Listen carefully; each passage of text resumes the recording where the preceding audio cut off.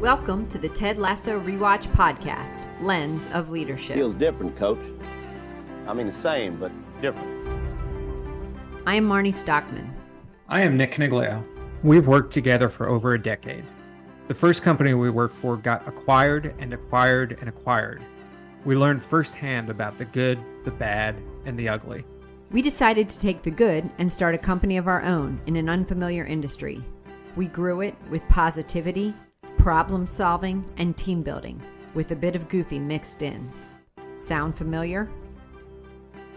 While all 3 seasons of Ted Lasso aired, we started, scaled, and sold that multi-million-dollar company. We then outlined our leadership framework, principles, and stories, Ted Lasso style, in our book, Lead It Like Lasso. That said, let's dig in and see what leadership lessons we learn in today's episode. At the end of the show, we'll score some of the main characters on John Wooden's Pyramid of Success. But let's start with a quick recap. I do love a locker room. It smells like potential. AFC Richmond, an English Premier League football club, is run by Rebecca Welton, and she's on a mission to destroy it. Rebecca fired the existing gaffer and hired Ted Lasso. Ted knows nothing about European football, as his success came as an American football coach. Rebecca is counting on this to sabotage AFC Richmond and fulfill her revenge against her ex-husband Rupert. What Ted lacks in knowledge about soccer in the UK, much to the dismay of the press, the fans, and the team, he seems to make up for in his Kansas charm and positivity. Coach Beard is Ted's right-hand man and guide to soccer and England. Higgins, the director of communications for AFC Richmond, used to work with Rebecca's ex, Rupert. Rebecca plans on using him to enact her revenge. Nate is the impressionable, unconfident kitman of the club who is shocked that Ted learns his name. He gives Ted and Beard some intel on the players. There is aging and always agitated veteran Roy Kent. Jamie Tart, the star player, and Keely Jones, Jamie's model girlfriend, none of whom have high hopes for the team. And that's an introduction to Ted Lasso. You've met a really cool show. Wow, lots of stuff packed into that first episode. Oh, so fun. I saw someone online say that they wish they could erase their memory of Ted Lasso so they could rewatch it again from the first time. I totally feel that. First episode really was the introduction of Ted Lasso to us. It introduced us to the plot, to the setting, and the characters. And we thought it'd be a great time to talk about first impressions, since they're so related to introductions. So when I say first impressions, what's the first thing that comes to mind? Well, as a former teacher, I always think first day of school, right? You're definitely making lots of first impressions as the teacher, as the students, etc. And when Beard mentioned first day of school, Ted says there's no such thing as last day of school jitters, right? So first day of school. Yeah. Okay. So I think when I think first impressions, I think of how critical they can be, thinking about a job interview or that first day at a new job, especially if coming from a leader. Let's say you're brought in as a leader or a coach into a new environment. The first impression can have so many implications and consequences. So I think when I think first impressions, I think stress. I was like, oh my God, right? I got to nail this. And there's a couple of phenomenons in psychology that kind of back that up, right? There's the whole notion, I think they call it the primacy effect, right? Where people tend to remember the first interaction that they have with you so much more than subsequent interactions, right? So if you make a really good first impression, you have a little bit of leeway to maybe not continue and follow that up down the line, because they remember so strongly that first impression that they have for you. And then the second thing I think of is, it's called the halo effect, and I think people have heard of the halo effect, right? But if you demonstrate some really good qualities in that first interaction that you have with somebody, chances are they're going to think that you have a lot of other good qualities, right? And counter to that is, and this is where the stress comes in again, right? If you don't demonstrate necessarily such good qualities up front, if you demonstrate some negative qualities, they may be more apt to believe that other attributes that you have they may view that in a negative fashion. So That's why you should I guess always what I'm saying ace your is, first test. what's that? Yeah, And first that's why you should impressions. ace your first test. Yeah. Yeah, they're high stakes. They're high stakes. Um, so, um, so we met a whole bunch of characters in this show, right? And I think probably be a good idea if we made some first impressions on some of those characters. So, you okay? Starting with Rebecca. What you think Oh, of Rebecca? yes. Okay. Rebecca, confident, decisive, powerful. Those would be my Yeah. first impressions. Throw in a little bit of manipulative, controlling. I'm going to say Yeah. a little bit of cold as well. I Yeah. thought she was Yeah. very cold. Let me have it. Of course. You're fired. Yeah, right. And I'll be buying out the remainder of your contract, so wish you the best of luck. Yeah. But to be fair, she didn't know she was making a first impression on us, right? When we viewed her firing George, et cetera. Ted, I think, got a different impression of her. Hey, how y'all doing? I'm Ted Lasso, your new coach. You must be Miss Welton. Oh, please, call me Rebecca. Miss Welton's my father. If that's a joke, I love it. If not, I cannot wait to unpack that with you. This here's Coach Beard. It is so good to finally meet you both face to face. Right. When he walked into her office, she's, I'm Rebecca, call me Rebecca. When, again, Ted has his sights set on positivity for sure. So I don't think he knew at all that Rebecca set him up to be in that press conference. And then she saved him in that press conference. Now, Coach Lasso may not have the CV that you all find acceptable, but he does have one thing this club doesn't. A trophy from this millennium. So, like it or not, Richmond are changing the way we do things. And from now on, that way is the Lasso way. So he only has positive thoughts about Rebecca, even though we've seen, like you said, that manipulative, controlling side of her. Yeah, she literally saved him, right? Like- That's okay. So we're talking about this, brainstorming this podcast, and we're talking about Rebecca. This is what frustrates the heck out of me, right? Because, as a leader, she has a vision, right? Yeah. It's a very emotionally controlled vision, right? It's, I want to burn this club down to the ground because I do not like what Rupert has done to me. And I can't blame her. Plan. Absolutely. She has a plan, right? But she's not letting everybody in on the plan, right? So, she obviously let Higgins in, and we'll talk about Higgins just a little bit later. But from Ted's perspective, he's like, I'm going in. She hired me, right? She's supportive of me. She's told the world that we're now going to do things the Lasso way, right? So while I know what she's doing, and we know as viewers what she's actually doing, it's just so frustrating to me because she's a different person to different stakeholders, and we know from personal experience that never ends up well. Never. Well, and I'm sure there are people listening here that feel like, work feels a lot like that. They say one thing and do something else, right? I mean, that is the issue, whether it's a first impression or not. If you're not acting the way you're believing, right, it doesn't feel good.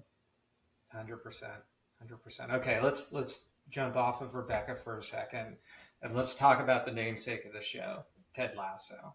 Yeah. Right. So I think unlike the other characters, where they all kind of know each other, most of the characters in the show are meeting Ted for the first time. So they're actually forming First an opinion impression. Yeah. based off of the first impression.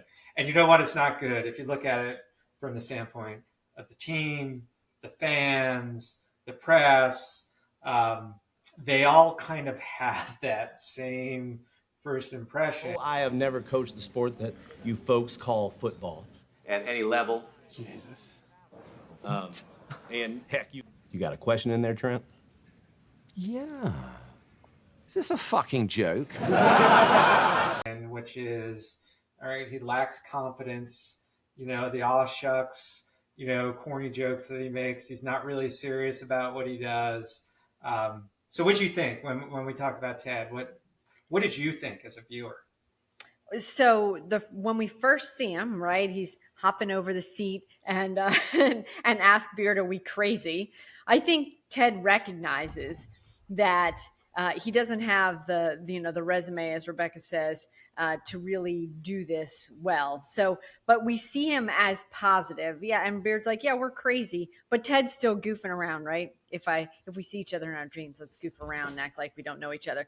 So he's a very positive, optimistic person who clearly has a plan. And he has a plan because when Roy comes in and says, "I never thought I'd end my career, working for Ronald Stinking McDonald," Ted says, He thinks he's mad now. Wait till we win him over. He'll be furious. so Ted clearly has a plan. But I just wish he had that plan around the first impression that he was going to make. Because right? the first impression everybody saw was from the press conference where he said he didn't know a thing.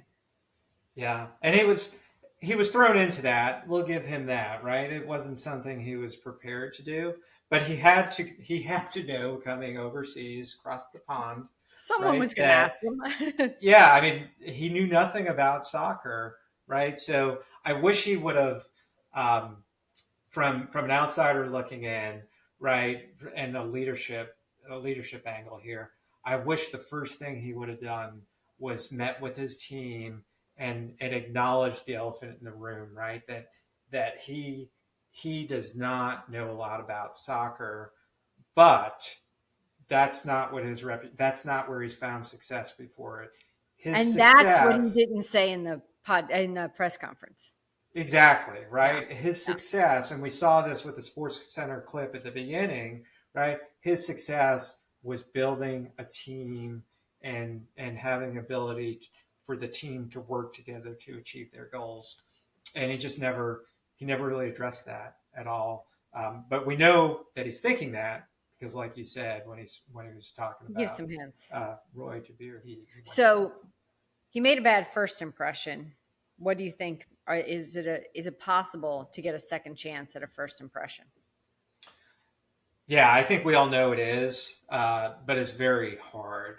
And I think there's even science to back it up. I believe Harvard did a study that says it takes 8 positive encounters to overcome an initial negative first impression. Yeah. So I guess by Harvard's rules, hopefully at minimum by episode 8, Ted will be at a point where he has overcome this press conference. Well, I enjoyed episode 1, so I'm game for the next 8 and see what happens for sure. I think Adam Grant, who wrote the book Think Again, would agree that it's something as humans we should all do a better job of really questioning the assumptions that we've made, because that's really what is happening with the first impression is you're making a lot of assumptions based on what you've seen, right? Yep. Yeah. But you asked the question, can you overcome it? I think there are certain strategies that for those of us who have made bad first impressions in the past, we've learned. And to me, the strategies revolve around 4 things, right? The first is if you have the opportunity, apologize. Apologies go a long way in so many different areas of life. Really, really pull on that if you have the opportunity to do that. But then once you apologize, hopefully you have a chance to re-engage with whoever you made the bad first impression with. Explain what happened. Explanations always help. People want to give people second chances all the time. But I think the most important thing would be to find a way to show your authentic self, be the real you.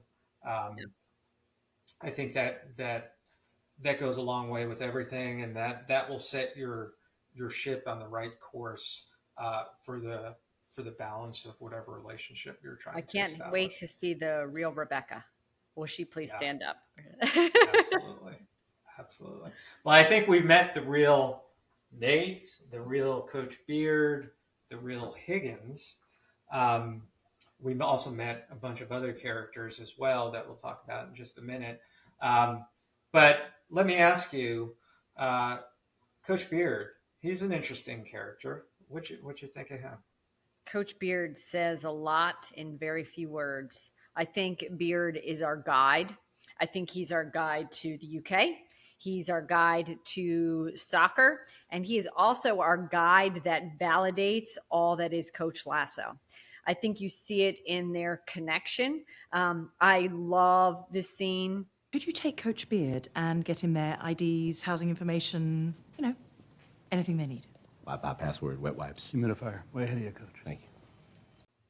I mean, he knew Ted wanted wet wipes, Wi-Fi password, and humidifier. That's fantastic. That is saying that they've created a bond, right? And because of that, you're going to watch Beard to learn about Ted, again, England and soccer. So I think he's a great guide. Yeah. When you talk humidifier, you know they know each other pretty well. I'm right? all about a good humidifier. But so you're talking about that. I'm like, did we watch the same show? I mean, Beard was in it for like 45 seconds, but I think you've proven one of my points and tenets at the very beginning in terms of halo effect, right? I think Beard made a good impression on you and in a couple different areas, and you extrapolated that out to all the things that Beard's going to be good at. You got me. Right? Yeah, I think point proven right there. I say, screw you, Harvard, right? I have my own theory. So, okay, what about Higgins? Higgins and his gagging. Higgins so wishy-washy, and I think the gagging.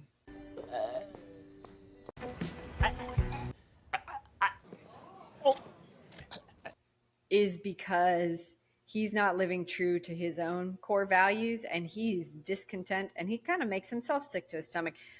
Rebecca calls him out. He basically says, right, I will give you this raise to support your family. So Higgins accepts it, right, to help me burn the club to the ground, and guilts him into it by saying, I'm sure you had to do some unsavory things when you snuck Rupert's women out. So Higgins is just trying to do what's right for his family, and in doing so, destroyed another family. And I think that's where the gagging comes from. Yeah, I think you're definitely right on that. We also meet Nate, right? The kit man who is lacking self-confidence. That's my first opinion of Nate. Yeah. But talk to me a little bit about Nate and what you saw there. I also think there's a conflict within Nate. The very first time we see him, get off the pitch, screaming, yelling, right? And then takes Beard and Ted into Rebecca's office and runs out. Doesn't even have the self-confidence, like you said, to introduce him to Rebecca. Stop touching the grass! Get off! Get off the pitch! Stop touching the grass, please! Here we go. Hello.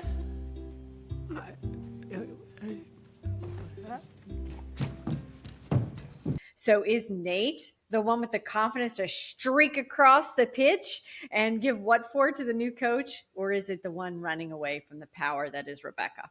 I think that is more about his nonverbal communication, which I think is also important in first impressions, right? It wasn't so much what he said, but it was the running, right, toward the event versus running away from the event. It made me think about nonverbal communication and how in today's world of digital everything, the first impression you may make on the world might not even be from words you said or even an action that you've taken live, like running toward or from something.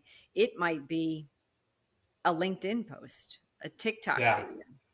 Which we seem to live every day, given the age of our children, right? Where they're now at the point in their lives where they're trying to get that job that they want or that internship that they want. And I know, personally speaking, I have a son who is going to graduate college within a year, and he's really trying to set himself up for what that first job opportunity might be. And he's diving into the world of LinkedIn. And I know we've had to have conversations and we've had some deep conversations about the way in which he responds to different connections on LinkedIn. And he's kind of got to get over the mindset of what he's been used to, whether it was Snapchat Or or just whatever one-on-one social of chatting with a choices. buddy. Yeah. Yeah, exactly. One-on-one, maybe trying to be too funny, which comes across as immature, but it goes back again to what you were just saying, which is that whatever you're posting online, it's a pretty good chance, especially if you're young and you're out looking for a job, that you are actually making a first impression Yeah. on a prospective employer that might be looking to hire you. Yeah. And it's a Absolutely. completely different mindset, something that we didn't have to worry about 20 years ago. And something a lot of people are talking more and more about, but you can't talk about first impressions without bringing up the fact that your interaction on social media these days is likely giving a first impression to a And whole we don't cast all of people have that, Ted's dance as our first digital impression. Thank yeah, goodness. yeah. I subscribe to the thank God that I don't have dancing as my first impression on Yeah, LinkedIn. me too. Or at least I hope I don't. So.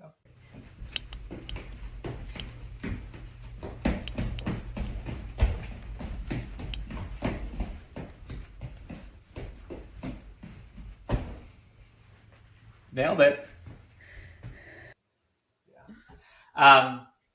So there are a couple other characters in the show that we didn't learn much about, and I'm sure we will as the episodes go on. But there's Roy and Keely. There's Jamie. Jamie Tart, of course. So we're not going to really spend much time or any time at all talking about them in this episode. But rest assured, in future episodes, we're going to dig right into those characters because they are some of our favorites for sure. And maybe we'll sit around and enjoy some biscuits with the boss while we chat on those. Yeah, that's a good lead into next week, but we're not there yet. Let's talk about one last thing. So we talked about our first impressions of the characters, the characters' first impressions of Ted. But we really didn't talk about our first impressions of the episode itself. Yeah. So what did you think? What was your takeaway from the episode? Well, I think judging from the fact that we sort of have split first impressions of a lot of the characters in the episode, right? Which Rebecca is it? Which Nate is it, etc. That the show actually does the same thing. I went back and checked. The very first scene of the show is on a soccer pitch. And I actually know people that have said, oh, they didn't want to watch Ted Lasso because they thought it was just a soccer show. And I think one thing that we have learned for sure is it's not just a soccer show. So I think one of the things that the show itself presents is first impressions are not at all what they seem. And you maybe should give a second chance at a first impression. Same true with the positivity that is Ted Lasso, and yet the show ends with him having a rough conversation with his wife because they're having troubles. So I think the broader show is about first impressions and how maybe they are not as they seem. Love that. I mean, you really did your homework on first impressions, Marnie. Well done. I did. I'm a homework doing kind of girl. Yeah. So is it really shallow of me to say that I really enjoyed the first episode? No. That's my first impression. I can't wait to watch the next one. Yeah, I'm in on that too. Yes. Yeah. Well, I've enjoyed the conversation about first impressions. It really is, we wrote a book that presents a leadership framework, and such a big part of leading yourself or leading others is related to the relationships that you build, and in turn, building relationships, is very much influenced by the first impressions that you make. So I'm hopeful that we have covered the topic well enough where people have questions and they could argue with us, agree with us, but we'd love to hear your comments and feedback if you're so apt to doing so. So we'd love to hear them if you want to just drop us a line. But beyond that, we're ready for episode 2. Hopefully our first impression was enough. Well, you'll watch us again. Yeah. And episode 2, as Marnie mentioned earlier, it's biscuits with the boss. So apron's ready. We're going to be ready to go. I've got mine. Let's do it. All right. Okay. I'll try to find one too. All right. Thanks, everybody. Appreciate your time. Before we go, here's another sign, pun intended, that maybe these two do know what they're doing. As Beard hangs up John Wooden's Pyramid of Success, we promised we would rate a few of the characters on some of the traits. We're going to look at confidence, ambition, and industriousness for Rebecca, Ted, and Nate.